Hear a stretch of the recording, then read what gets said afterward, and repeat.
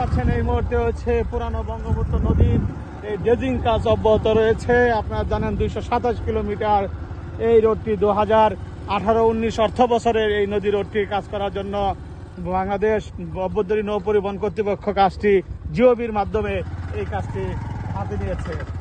আপনারা জানেন 2027 সালের এই 27 সালের জুন মাসে এই কাজটি শেষ হবে আমাদেরকে জানিয়েছেন বিডব্লিউ কর্তৃপক্ষ।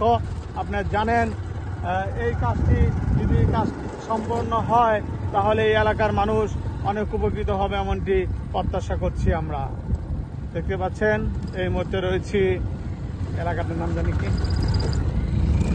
জহর চর দেখতে পাচ্ছেন। দেখেন ক্লোজ করেন একটু পরে দেন আগে।